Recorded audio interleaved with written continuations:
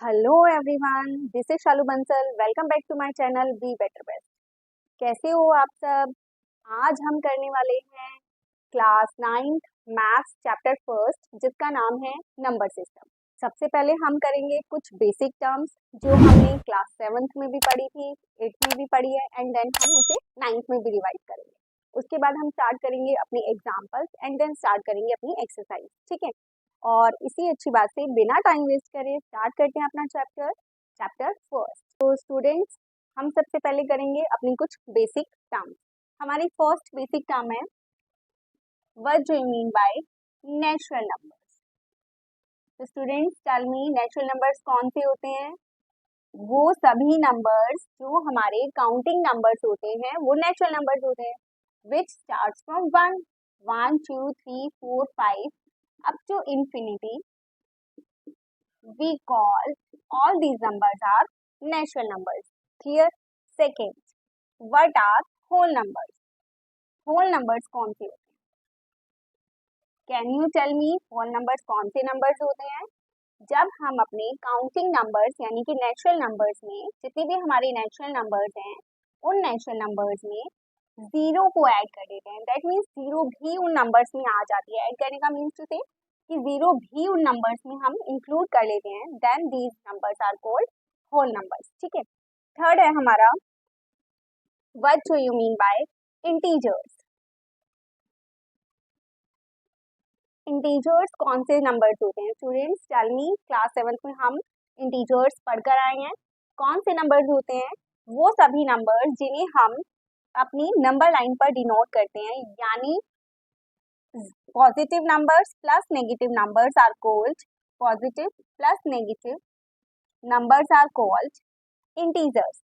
यानी यहाँ पर राइट हैंड साइड पर हमारे आते हैं all positive numbers, left hand side पर आते हैं हमारे नेगेटिव नंबर्स, और these positive and negative numbers together make integers. यानी कि इंटीजर्स में कौन कौन से नंबर है हमारे? -1, -2, -3, 1 2 3, all these numbers are called integers including zero. यहाँ तक क्लियर है? फोर्थ है स्टूडेंट्स हमारे रैशनल नंबर्स। रैशनल नंबर्स हम क्लास 8 में पढ़कर आए हैं। कौन से नंबर होते हैं रैशनल नंबर्स? इसकी हमने वहां एक डिफाइन पढ़ी थी। All those numbers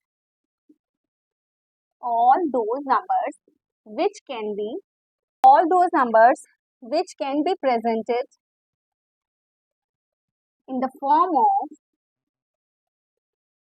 p upon q. p upon q, where p और q क्या है? हमारे integers. where p and q are integers, but q should not be equal to 0 are called rational numbers. तो आपको समझ में आया है मैंने क्या लिखा है? मैं इस डिफाइन को आपको समझा देती हूँ। All those numbers which can be presented in the form of p upon q, where p and q are integers but q is not equal to 0 are called rational numbers. इसका मतलब ये है कि हमारे कोई भी नंबर्स जिसे हम p upon q लिख सकते हैं, वेदर माइनस का नंबर हो वेदर प्लस का नंबर हो, दैट डजंट मैटर, लेकिन जिसे हम p अपॉन q की फॉर्म में लिख सकते हैं वो एक कोई भी इंटीजर होने चाहिए, प्लस का हो या माइनस का हो, इससे इफेक्ट नहीं पड़ेगा, पर वो इंटीजर होना चाहिए। एंड जो हमारा q है, q मीन्स टू से डिनोमिनेटर जो हमारा है वो जीरो नहीं होना चाहिए। डिनोमिनेटर जो है वो जीरो नहीं होना चाहिए। तो all those numbers are called rational numbers. Rational numbers clear है सबको? अब नेक्स्ट एक और टर्म हम इस चैप्टर में पढ़ने वाले हैं, and that is irrational number. Irrational numbers कौन से नंबर्स होते हैं स्टूडेंट्स? ऑल दोज नंबर्स जो रैशनल नहीं है वो इर्रेशनल है। रैशनल नहीं है का क्या मतलब है? जिसे हम p अपॉन q की फॉर्म में रिप्रेजेंट कर रहे थे वो क्या थे? Rational number. यानी वो नंबर जिसे हम p अपॉन q की फॉर्म में रिप्रेजेंट नहीं कर सकते वो क्या है? Irrational number. ठीक है, फॉर एग्जाम्पल √2, √3, रूट में कोई भी नंबर्स होते हैं उन सब नंबर्स को हम क्या बोलते हैं? Irrational number. आई होप यहाँ तक का आपको सब कुछ क्लियर है। तो चलते हैं अपने एग्जाम्पल 1 पे। आपकी बुक का एग्जाम्पल 1 है, एनसीईआरटी की बुक का एग्जाम्पल 1 है, जिसमें आपसे पूछी गई है कुछ स्टेटमेंट गिवन है और उन स्टेटमेंट के बारे में पूछा है क्या वो ट्रू है या फिर वो फॉल्स है, लेकिन साथ में आपको रीजन बताना है अपनी स्टेटमेंट के पीछे कि आपने इसे ट्रू बोला है तो क्यों बोला है, फॉल्स बोला है तो क्यों बोला है। ठीक है, एग्जाम्पल फर्स्ट, इसका फर्स्ट पार्ट है every whole number is a natural number. अब हमें पता है कि नेचुरल नंबर्स कौन से नंबर्स होते हैं स्टूडेंट्स, जो 1 से स्टार्ट होते हैं, और होल नंबर कौन से होते हैं, वो नंबर्स जो 0 से स्टार्ट होते हैं। ठीक है, ये तो हमें सबको पता चली गया है कि नेचुरल नंबर्स कौन से और होल नंबर्स कौन से। अब ध्यान से हम स्टेटमेंट को देखते हैं, every whole number is the natural number. क्या हमारे सारे के सारे होल नंबर्स नेचुरल नंबर्स होते हैं? स्टूडेंट ध्यान से देखो, हमारे जो सारे होल नंबर्स होते हैं वो नेचुरल नंबर्स होते हैं एक्सेप्ट 0। सिर्फ और सिर्फ 0 जो है वो नेचुरल नंबर्स में इंक्लूड नहीं है। तो इसका मतलब हमारी स्टेटमेंट क्या हो गई, फॉल्स, क्योंकि सारे होल नंबर्स हमारे नेचुरल नंबर्स में इंक्लूड नहीं है, क्योंकि 0 इंक्लूड नहीं है। बट स्टूडेंट्स माइंड इट, अगर एग्जाम में ये स्टेटमेंट अपोजिट आ जाती है, every natural number is a whole number, तब आप इसका आंसर क्या लिखोगे, टेल मी। अगर हमारी स्टेटमेंट रिवर्स हो जाती है, every natural number is a whole number, तो इज इट ट्रू और फॉल्स? आप सोचकर बताइए, क्या ये सही है या ये गलत है। देखो ध्यान से स्टूडेंट, हमारे जितने भी नेचुरल नंबर्स हैं वो सभी होल नंबर्स में इंक्लूड है। ठीक है, 1 भी है, 2 भी है, 3 भी है, 4 भी है, अप टू इंफिनिटी सारे नंबर्स होल नंबर्स में भी इंक्लूड है। बट 0 जो है वो सिर्फ एक्स्ट्रा है हमारे होल नंबर में। इससे क्या, नेचुरल नंबर तो इंक्लूड है ना, तो ये वाली स्टेटमेंट क्या हो जाएगी हमारी, ट्रू। क्लियर है, सारे के सारे नेचुरल नंबर्स होल नंबर्स में भी इंक्लूड होते हैं। सेकंड देखो अपनी statement, every integer is a rational number. अब हमें पता है कि इंटीजर की क्या डिफाइंड होती है, कि जितने भी इंटीजर्स हैं वो सभी रैशनल नंबर हैं या नहीं है। एग्जैक्टली है, ट्रू है हमारी स्टेटमेंट। क्यों है ट्रू, इसका रीजन बताना है आपको, क्योंकि हमने डिफाइन में ही बोला है कि हमारे जो पी और क्यू हैं वो क्या है, इंटीजर्स हैं। ये हमारी कंडीशन है रैशनल नंबर्स फॉर्म करने की कि पी और क्यू क्या होने चाहिए, इंटीजर्स होने चाहिए। दैट मीन्स हमारे जो इंटीजर्स हैं वो रैशनल नंबर है। फॉर एग्जाम्पल हम कोई भी इंटीजर ले लें, for example -2, -1, 0, 0 neither positive nor negative होता है, बट हम इंक्लूड कर सकते हैं उसे भी। 1, 2 कोई भी आप इंटीजर ले लो, क्या हम इन सभी इंटीजर्स को p अपॉन q की फॉर्म में रिप्रेजेंट कर सकते हैं? एग्जैक्टली कर सकते हैं। -2/1 this is p upon q, क्योंकि q के लिए क्या कंडीशन है, सिर्फ वो 0 नहीं होना चाहिए। ठीक है, इज इट क्लियर? अब नेक्स्ट देखते हैं अपने statement, every rational number is an integer. हमारे जितने भी रैशनल नंबर्स हैं वो सभी क्या है, इंटीजर्स हैं। क्या ये स्टेटमेंट ठीक है या ये स्टेटमेंट रॉन्ग है? Every rational number is an integer, this is false. क्यों? क्योंकि हमारे जितने भी रैशनल नंबर्स हैं वो सभी के सभी इंटीजर्स नहीं हो सकते। देखो स्टूडेंट्स, हम इस डिफाइन को थोड़ा सा चेंज करके पढ़ते हैं। पेरेंट्स, रैशनल नंबर की डिफाइन हम थोड़ी सी चेंज करके भी पढ़ लेते हैं। ये तो हमें पता ही है कि जो हमने रैशनल नंबर की डिफाइन पढ़ी है कि रैशनल नंबर्स में क्या क्या इंक्लूड होता है। रैशनल नंबर्स में नेचुरल नंबर्स भी आते हैं, होल नंबर्स भी आते हैं, एंड इंटीजर्स भी आते हैं। ओके, तो यानी हमने पढ़ा कि रैशनल नंबर में natural numbers, whole numbers, integers all are including. लेकिन क्या सभी इंटीजर्स रैशनल नंबर है, हम यहाँ पर ये पढ़ने वाले हैं। ठीक है, every integer is a rational number, ये तो डिफाइन से क्लियर हो गया, क्योंकि सारे नेचुरल नंबर्स, होल नंबर्स और इंटीजर रैशनल नंबर में, दैट मीन सारे के सारे इंटीजर्स जो है वो रैशनल नंबर है। बट अब हमें ये पढ़ना है कि क्या सारे रैशनल नंबर्स जो हैं वो इंटीजर होते हैं? Every rational number is an integer? No, क्योंकि जितने भी हम p अपॉन q की फॉर्म में रिप्रेजेंट करते हैं, लेट हमने एग्जांपल ले लिया 3/7, this is an integer? No, integers कौन से होते हैं, इंटीजर्स कंप्लीट नंबर होता है, लाइक 1, 2, 3, 4, -1, -2, -3, ये क्या है आपका पॉइंटर्स में है 0.4, तो this is not an integer. इसीलिए हर रैशनल नंबर में इन सारे के सारे इंटीजर आते हैं, लेकिन सभी इंटीजर्स में रैशनल नंबर नहीं आते। रैशनल नंबर्स में कौन कौन से नंबर्स इंक्लूड है? नेचुरल नंबर्स इंक्लूड है, होल नंबर्स इंक्लूड है, इंटीजर्स इंक्लूड है। इसीलिए हमने बोला every integer is a rational number, क्योंकि वो इंक्लूड है रैशनल नंबर में।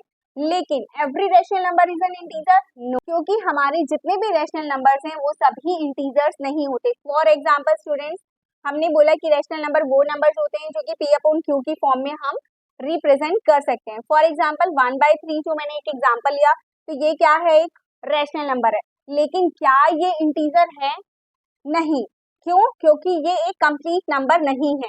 This is 0.3। 0.3 को हम रैशनल नंबर में तो इंक्लूड करते हैं, लेकिन इंटीजर्स में इंक्लूड नहीं करते। Is it clear? ठीक है, यहाँ तक हमारी थी ये एग्जाम्पल 1 था और हमारी बेसिक प्रॉपर्टीज कंप्लीट हो गई है, बेसिक टर्म्स कंप्लीट हो गई है। अब हम करते हैं अपना एग्जाम्पल 2। स्टूडेंट्स, नेक्स्ट आपका एग्जाम्पल 2 है। क्वेश्चन है हमारा, find 5 rational numbers between 1 and 2।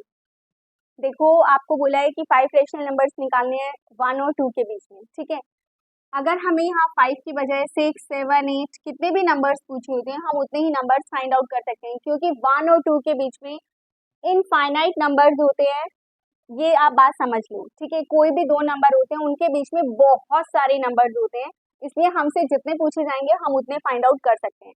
कैसे फाइंड आउट करेंगे? बस इसके लिए ये ध्यान रखना है कि 5 रैशनल नंबर है तो आपको इससे एक टर्म ज्यादा लेनी है, दोनों को मल्टीप्लाई कर देना है 2/1, जिसके नीचे कुछ नहीं होता हम 1 लगा देते हैं। ठीक है, 1/1 को और 2/1 को क्या कर देना, हमें सिर्फ इससे एक टर्म आगे चले जाओ, 6/6 से मल्टीप्लाई कर दो, इसे भी 6/6 से मल्टीप्लाई कर दो। अगर हमसे 6 रैशनल नंबर पूछे होते तो हम इसे 7/7 से मल्टीप्लाई कर देते।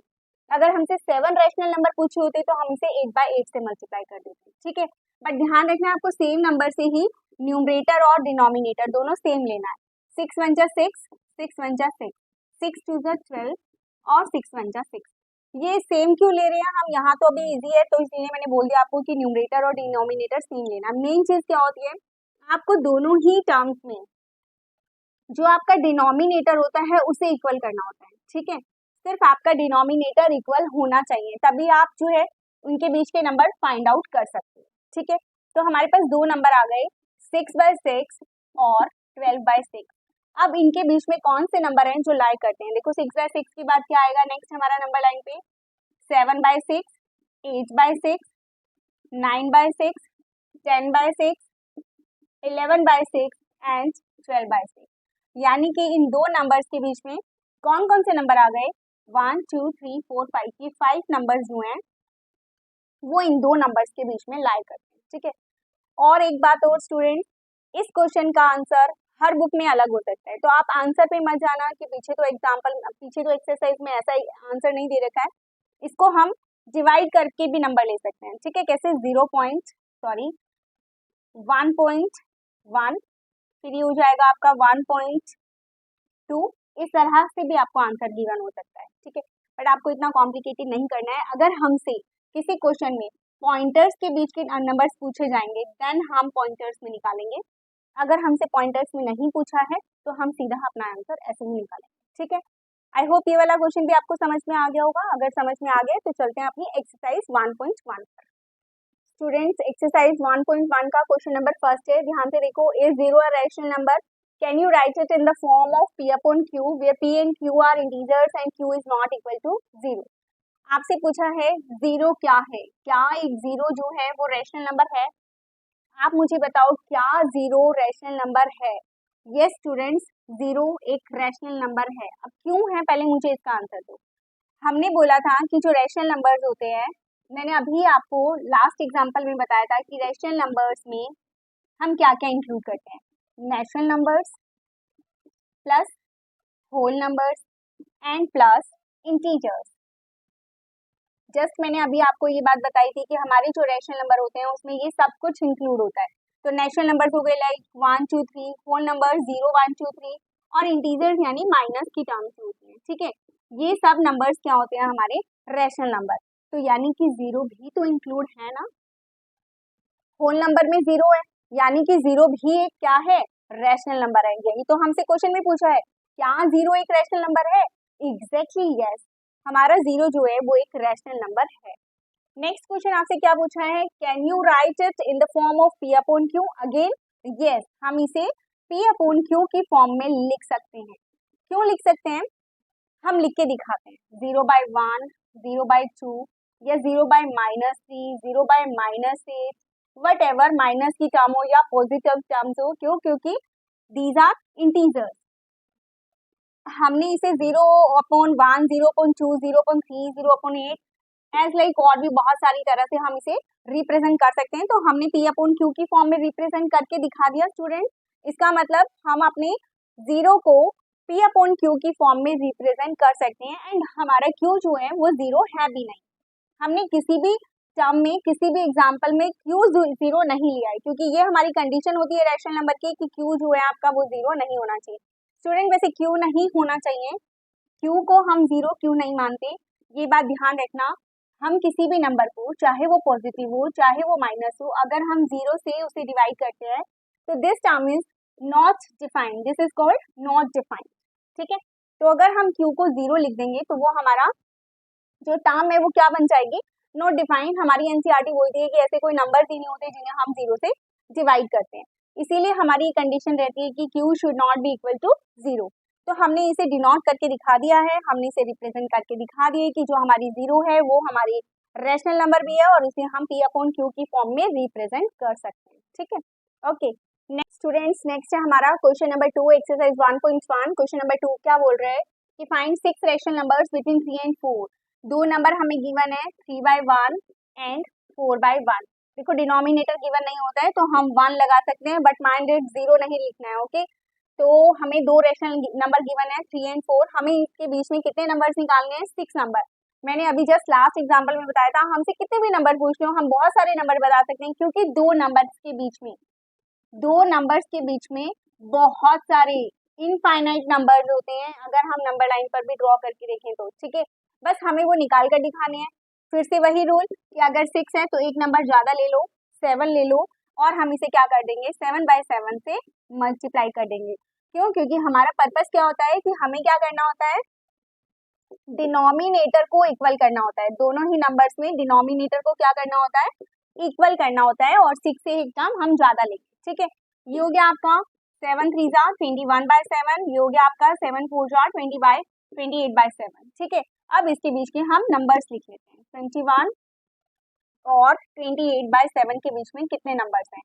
21/7, 22/7, 23/7, 24/7, 25/7, 26, 27 एंड देन 28।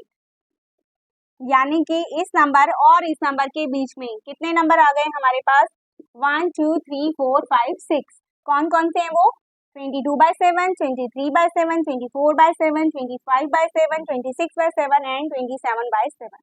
आप चाहो तो इन्हें डिवाइड करके भी दिखा सकते हो। ठीक है, is it clear students? Next question है हमारा एनसीईआरटी का एक्सरसाइज 1.1 का question number 3। Find 5 rational numbers between 3/5 and 4/5। Again हमें दो नंबर गिवन है 3/5 एंड 4/5। हमें इसके बीच के 5 रैशनल नंबर्स निकालने हैं। अगेन 5 है तो हम एक टर्म आगे जाएंगे, हम 6 लेंगे। ठीक है, तो हम क्या कर देंगे? 6/6 से दोनों नंबर्स को मल्टीप्लाई कर देंगे। ठीक है, ये हो गया आपका 6 3 18/30 और ये हो गया आपका 24/30। अब हमें इनके बीच के नंबर्स बताने हैं। हमारे पास दो नंबर आ गए हैं, 18/30 आ गया है और एक 24/30। इनके बीच में कितने नंबर्स हैं? 19, 20, 21, 22 एंड देन 23। ठीक है स्टूडेंट्स, अब देखो हमारे इन दो नंबर्स के बीच में हमारे पास कितने नंबर्स लाई करते हैं? 19/30, 20/30, 21/30, 22/30 एंड 23/30। यानी हमारे आ गए 1 2 3 4 5 नंबर। ठीक है स्टूडेंट्स, इस तरह से हम कितने भी नंबर्स फाइंड आउट कर सकते हैं। जस्ट आपको वन थिंग, दो चीजें याद रखनी है, एक तो आपको नंबर ज्यादा लेना और एक आपको डिनोमिनेटर दोनों का इक्वल करना है। ठीक है, आपका डिनोमिनेटर दोनों ही नंबर्स में इक्वल होना चाहिए, ये मस्ट है। अगर आपका डिनोमिनेटर इक्वल नहीं होगा तो आप ऐसे नंबर फाइंड आउट नहीं कर सकते। ठीक है, ओके। नेक्स्ट क्वेश्चन देखते हैं अपना, क्वेश्चन नंबर 4। हमारा क्वेश्चन नंबर 4 है, स्टेट वेदर ट्रू और फॉल्स गिव रीजन। हमें फिर से स्टेटमेंट गिवन है, आपको बताना है कि ये स्टेटमेंट ट्रू है या फॉल्स है। ओके, साथ में आपको रीजन बताना अपनी स्टेटमेंट का कि अगर आपने इसे ट्रू बोला है तो क्यों बोला है और फॉल्स बोला है तो क्यों बोला है। ठीक है, फर्स्ट है आपका every natural number is a whole number. ये जस्ट अभी हमने एग्जाम्पल्स में भी किया था कि हमारे जितने भी नेचुरल नंबर्स होते हैं वो होल नंबर्स होते हैं या नहीं होते हैं।